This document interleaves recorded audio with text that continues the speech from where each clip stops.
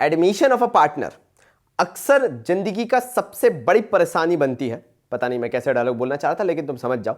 ये चैप्टर जिसने समझ लिया उसको रिटायरमेंट अलग से करने की जरूरत नहीं है। बिलीव मी, मैं बोल रहा हूं मतलब मैं सही बोल रहा हूं। और हां, ये जो मिथ फैला रखी है कि 3-3 4-4 तरह के कैपिटल एडजस्टमेंट होते हैं, ऐसा कुछ नहीं है। वो सब मैं इस पूरी पर्टिकुलर सीरीज में मतलब बताऊंगा तुम्हें। लेकिन अभी तो शुरू करते हैं एडमिशन ऑफ अ पार्टनर से। सबसे पहले टॉपिक चालू करेंगे रीवैल्यूएशन अकाउंट। कहते तू होता कौन है कहने वाला, कहते कौन बातें तेरी सुनने वाला, मुझको ना लेना देना इससे जितने नकली बैठे घर पे सबको एक साथ किया डिसमिस।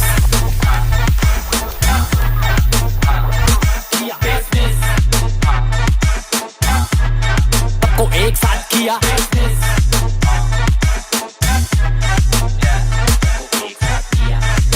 तो रीवैल्यूएशन अकाउंट, रीवैल्यूएशन को तुम्हें नाम से सीखना पड़ेगा मेरे भाइयों, है ना। कि रीवैल्यूएशन अकाउंट ये बोलता है कि आपको चीजों को रीवैल्यू करना है। अब चीजों को रीवैल्यू करने में 4 तरह की चीजों की उत्पत्ति हो सकती है। पहली चीज कि आपको रीवैल्यूएशन के अंदर मिले एसेट्स की वैल्यू बड़ी हुई या कम हुई। लिख लो यहां पे, एडमिशन में सबसे पहले जब रीवैल्यूएशन अकाउंट बनाएंगे तो या तो तुम्हें एसेट्स की वैल्यू बड़ी हुई मिलेगी या तो कम हुई मिलेगी, 2 चीजें। फिर लायबिलिटीज की बात पे आते हैं, या तो लायबिलिटीज तुम्हारी बढ़ जाएंगी या तो लायबिलिटीज तुम्हारी कम हो जाएंगी, ये दूसरी चीज है। और तीसरी चीज पे आते हैं, इनकम कोई हो रही होगी या फिर खर्चा कोई हो रहा होगा। वैसे मैं 4 इसलिए बोल रहा था क्योंकि मैं इनकम की अलग बात करता और खर्चे की अलग बात करता, लेकिन मैंने दोनों की एक में बात कर दी, तो अब अपन सिर्फ 3 की बात कर रहे हैं, एसेट्स, लायबिलिटीज और इनकम एंड एक्सपेंसेस बेसिकली। तो आपको यही चीजें देखनी है। लॉसेस जो हैं और जो गेन्स हैं वो मैं 4th पार्ट में डाल देता हूं। एक काम करता हूं, तो जो लॉसेस होंगे वो भी रिकॉर्ड होंगे और जो गेन्स हो रहे हैं वो भी रिकॉर्ड होंगे। नाउ यहां पे तुम्हें जब मैं चीजें समझाऊंगा तो थोड़ा दिमाग यहां पे तुम्हें लगाना पड़ेगा और मेरे साथ सोचना पड़ेगा जो मैं बोल रहा हूं। सबसे पहले क्रेडिट साइड होता है और दूसरा भाई हमारा यहां पे डेबिट साइड होता है। मेरे को तुम्हें दोनों के बारे में समझाना जरूरी है, क्योंकि जब तक तुम दोनों चीजें नहीं समझोगे तुम हमेशा एडमिशन में गलती करते रहोगे, रिटायरमेंट में। और मैं एक चीज बता दूं तुम्हें, मैक्सिमम गलतियां जो बच्चा करता है, जो बच्चा पकड़ नहीं पाता है एग्जाम के अंदर, बाबा जी की बूटी देना जरूरी है ना, वो होता है रीवैल्यूएशन में। वो ढूंढता रहता है कि पार्टनर्स कैपिटल में क्या गलती है, एंड बिलीव मी वो गलती निकल के आती है रीवैल्यूएशन में। तो रीवैल्यूएशन में क्रेडिट साइड अपन लिखते हैं बाय करके और यहां अमाउंट आ जाता है, और यहां पे लिखते हैं टू साइड करके और यहां पे अमाउंट आ जाता है। तो बाय साइड और टू साइड पे रीवैल्यूएशन में लिखा क्या जाता है वो समझ लेते हैं। क्रेडिट साइड होता है भाई पूरा इनकम्स का और गेन्स का, मतलब मेरी कोई भी इनकम हो रही है या कोई भी गेन हो रहा है या कोई भी फायदा हो रहा है, सीधी बात है फायदा, छोटा पाई नहीं, सीधी बात है फायदा। फायदा हुआ क्रेडिट साइड डालो, एसेट है, लायबिलिटी है, अम्मा है, बाबू है, कुछ भी है, क्रेडिट साइड, बिकॉज वो मेरे को फायदा दे रहा है, वो मेरे को गेन दे रहा है। बिल्डिंग की वैल्यू बढ़ी यानी एसेट की वैल्यू बढ़ी, फायदा हुआ, क्रेडिट साइड डालो। सोचो ही मत कि क्या हुआ क्या नहीं हुआ, एसेट की वैल्यू बढ़ी, मुझे फायदा हुआ, क्रेडिट साइड।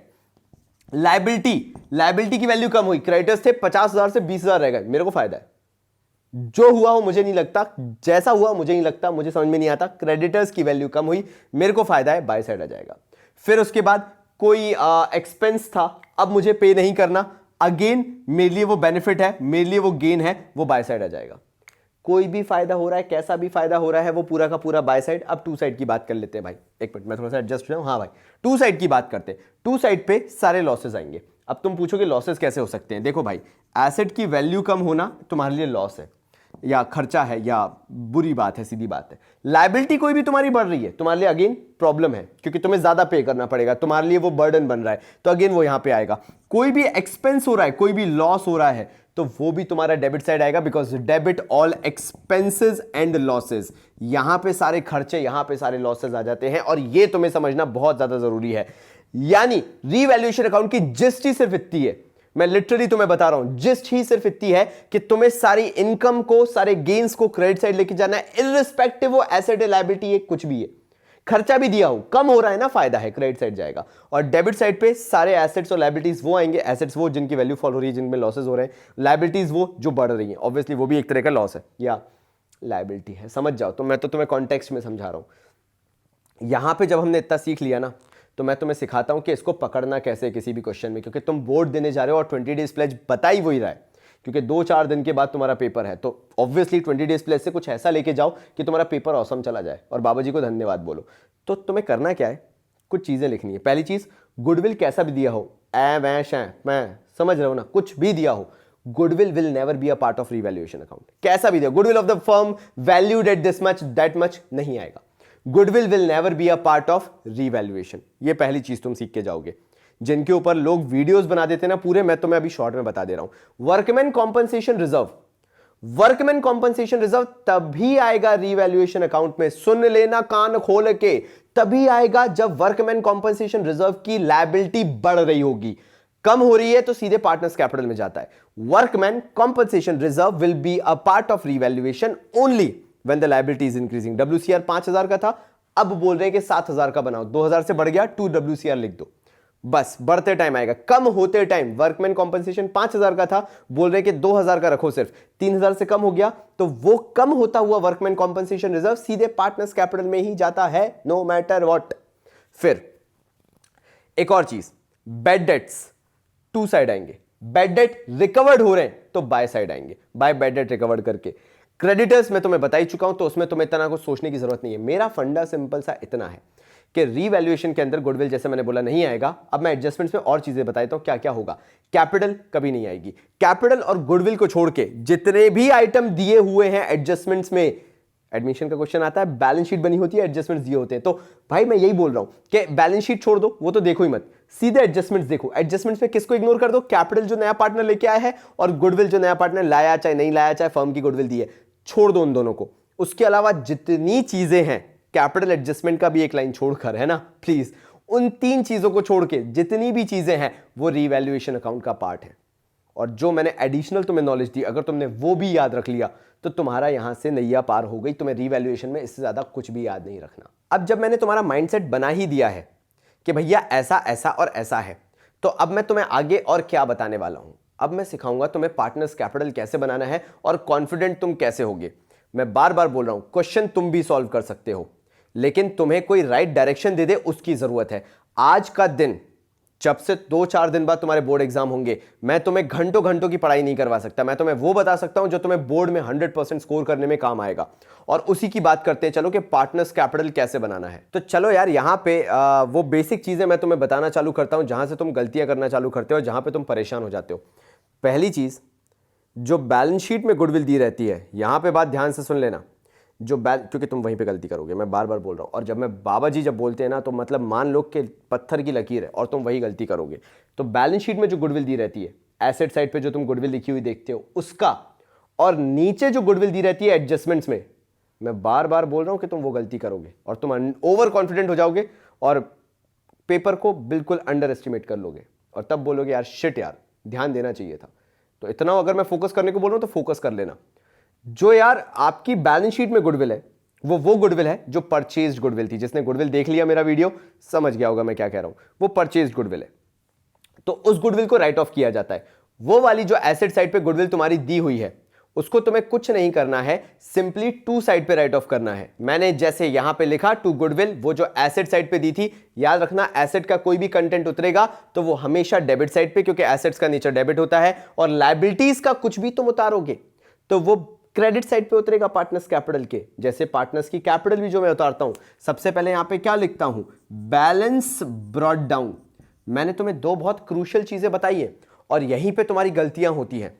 पार्टनर्स की जो तुम कैपिटल उतारोगे, जो एग्जिस्टिंग पार्टनर्स है ए और बी की मैं मान लेता हूं, मैंने उनकी कैपिटल उतारी लायबिलिटी साइड से क्रेडिट साइड, और जो गुडविल एसेट साइड दी हुई थी मैंने आंख बंद करी और बाबा जी ने क्योंकि बोला है कि भैया उसको डेबिट साइड उतार लो, मैंने टू गुडविल करके डेबिट साइड उतारा और ओल्ड पार्टनर्स के ओल्ड रेशियो में उसको राइट ऑफ कर दिया। मैंने सोचा भी नहीं, क्योंकि बाबा जी ने बोला था। ऐसा तुम्हें फील करना है, समझ रहे हो। अब जब तुमने इतना कर लिया, उसके बाद मैं तुम्हें स्टेप बाय स्टेप प्रोसीजर बताऊंगा ताकि तुम कभी भी पार्टनर्स कैपिटल में गलती करो ही ना। ध्यान देना मेरी बात पे, क्योंकि मैं यहां पे बहुत इंपॉर्टेंट चीज बता रहा हूं। सबसे पहली चीज, तुमने बैलेंस उतार लिया और दूसरी चीज तुमने गुडविल उतार ली। जैसे ही तुमने ये दोनों चीजें कर ली, तो मैं सबसे पहले यहां पे क्या करना है, अगर रीवैल्यूएशन का फायदा हुआ है तो तुम्हें यहां पे बाय रीवैल्यूएशन अकाउंट करके वो फायदा उतार लेना है ओल्ड पार्टनर्स के ओल्ड रेशियो में। अभी सिर्फ बाबा जी की श्रद्धा पे ध्यान दीजिए, और जब मैं बोल रहा हूं कि सारी चीजें ओल्ड रेशियो में जाती हैं, तो हाथ खड़े करके सबके सब बोलो, तुम भी बोलो सारी चीजें ओल्ड रेशियो में जाती हैं। हाँ भैया ओल्ड रेशियो में जाती हैं, बता दिया ना मैंने। ओल्ड रेशियो मतलब ओल्ड रेशियो, खत्म कहानी। उससे ज्यादा अपन को यहां पे डिस्प्यूट करना ही नहीं है। तो अपन ने गुडविल लिखा, ओल्ड रेशियो में डाला।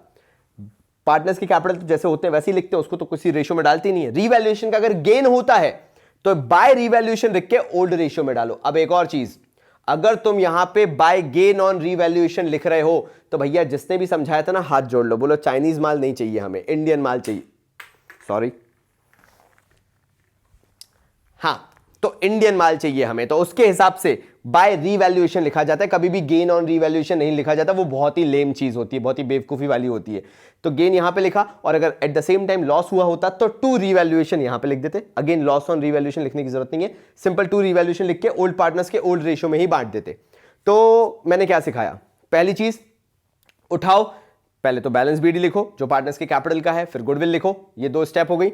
उसके बाद तीसरी स्टेप में मैंने सिखाया अगर गेन है तो बाय रीवैल्यूएशन, क्योंकि credit all incomes and gains दिमाग में भर चुका हूं मैं कि क्रेडिट साइड पे सारे इनकम्स एंड गेन्स आएंगे, और अगर लॉस होता तो debit all expenses and losses, to revaluation करके यहां पे लॉस आ जाता, सब ओल्ड रेशियो में जा रहा है। जब तुम इतना कर लो, हाँ सांस ले लेने बिल्कुल जरूरी है, तो जब तुम इतना कर लो तो तुम्हें क्या करना है, इसके बाद कुछ नहीं, तुम्हें सिंपली उठाना है बैलेंस शीट और बैलेंस शीट को देखना है कि हाँ भैया ये बैलेंस शीट है। बैलेंस शीट में सबसे पहले लायबिलिटी साइड को देखो। जब लायबिलिटी साइड को तुम देख रहे हो तो देखो उसमें कोई reserve, workman compensation, investment fluctuation reserve, ये सब तो नहीं दिए। अगर ऐसा है तो सबसे पहले बाय साइड पे वर्कमैन कॉम्पनसेशन रिजर्व दिया हुआ है, वैसे अकाउंट पता नहीं क्यों लिख रहा था, वर्कमैन वैसे लिख सकते, कोई दिक्कत भी नहीं है। वर्कमैन कॉम्पनसेशन रिजर्व अगर दिया हुआ है तो उसको उतार लो। अगेन इसको बोला जाता है चरण छूना। चरण छूने का मतलब होता है जब भी कोई रिजर्व देखो उसके एडजस्टमेंट को जरूर देखो। Workman compensation reserve balance sheet में दिया हुआ है, अच्छा चरण छू लो, कोई एडजस्टमेंट तो नहीं दिया हुआ। जैसे वर्कमैन कॉम्पनसेशन रिजर्व दिया हुआ था 8000, जब चरण छूने गए तो पता चला अच्छा वर्कमैन कॉम्पनसेशन रिजर्व 5000 अभी भी मेंटेन करना है, मतलब मैं 3000 ही WCR बांट सकता हूं। जब चरण छूते हुए WCR भाई साहब नहीं मिले तो पूरा बांट लो, समझ रहे हो। लेकिन अगर वो नहीं मिले तो पूरा बांट लो, मतलब लेकिन अगर मिल गए, समझ रहे हो ना मैं, अगर मिल गए WCR थोड़े बहुत तो जितने का डिफरेंस है ना उतना WCR बांट लो ओल्ड पार्टनर्स के ओल्ड रेशियो में। मैंने सिखाया ना, बाबूजी ने बोला था चिल्लाने को, सारी चीजें ओल्ड रेशियो में जाएंगी, तो सारी चीजें ओल्ड रेशियो में ही जाएंगी, देखते जाओ चमत्कार। मैंने WCR बांट दिया। फिर WCR के बाद क्या एक और रिजर्व ले सकते हो, इन्वेस्टमेंट फ्लक्चुएशन रिजर्व, ये भी ओल्ड पार्टनर्स के ओल्ड रेशियो में जाएगा। लेकिन इसके लिए तुम नीचे चरण छूने क्यों आओगे, क्योंकि तुम ये देखोगे कि जो इन्वेस्टमेंट्स थे उनकी क्या कोई नई वैल्यू दी हुई है, या फिर चरण नहीं छुओ तो लायबिलिटीज में इन्वेस्टमेंट फ्लक्चुएशन रिजर्व दिया होगा, उसके बगल वाले घर में चले जाओ एसेट्स में, क्योंकि यहां पे तुम्हारी नेक्स्ट गलती होगी। और बोर्ड एग्जाम से कुछ दिन पहले बाबा जी यही सिखाने तुम्हें आए हैं। इन्वेस्टमेंट फ्लक्चुएशन रिजर्व दिया हुआ है, लेकिन इन्वेस्टमेंट्स जो एसेट साइड पे दिए हुए हैं वो दिया है 50,000, और इन्वेस्टमेंट्स के जस्ट बगल में दिया है market value of investment is 49। 50,000 वैसे थे लेकिन अब मार्केट वैल्यू 49 हो चुकी है, मतलब इन्वेस्टमेंट कितने से कम हो चुके हैं, 1000 रुपए से। तो वो जो 1000 रुपए से कम हो चुके हैं, तुम्हारा IFR भी उतना कम हो जाएगा। मान लो 5000 का तुम्हारा IFR मेंटेन था, इन्वेस्टमेंट फ्लक्चुएशन रिजर्व 5000 का मेंटेन था, 1000 क्योंकि इन्वेस्टमेंट कम हो रहे हैं उतना IFR यूज हो जाएगा 1000, बाकी जो बचा हुआ 4000 है वो IFR ओल्ड पार्टनर्स के ओल्ड रेशियो में बटेगा। मैं फिर से बोल देता हूं, इन्वेस्टमेंट्स की वैल्यू 50,000 है, लेकिन ब्रैकेट में लिखा हुआ है market value of investment is just 49,000। ये बता रहा है कि मार्केट में आपके इन्वेस्टमेंट की वैल्यू 1000 से कम हो गई है।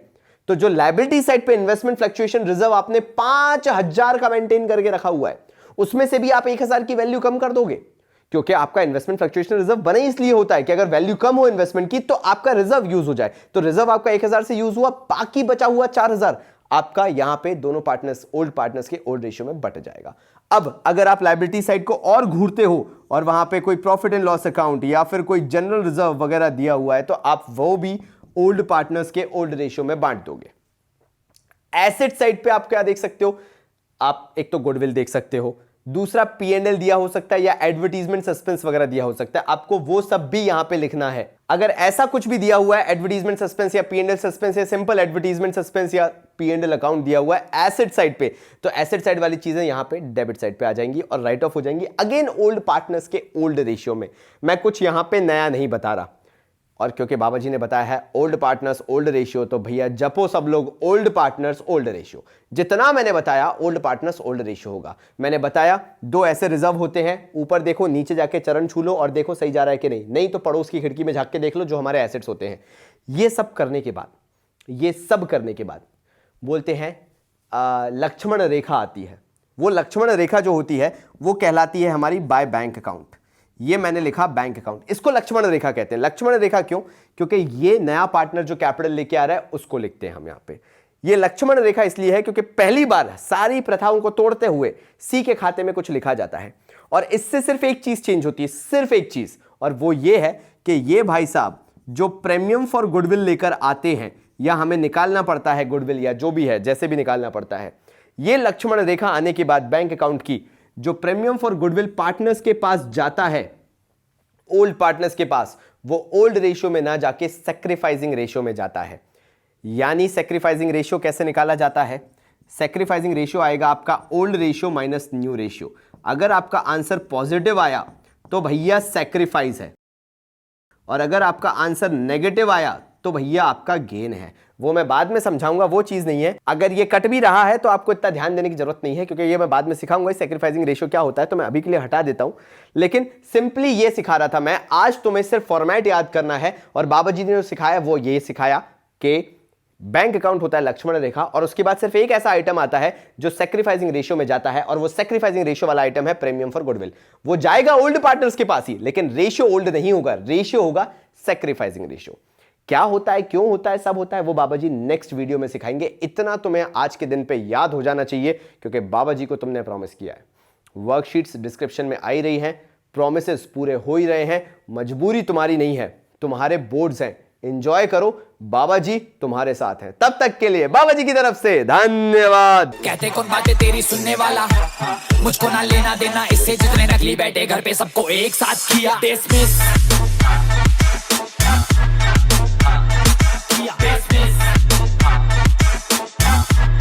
सबको एक साथ किया।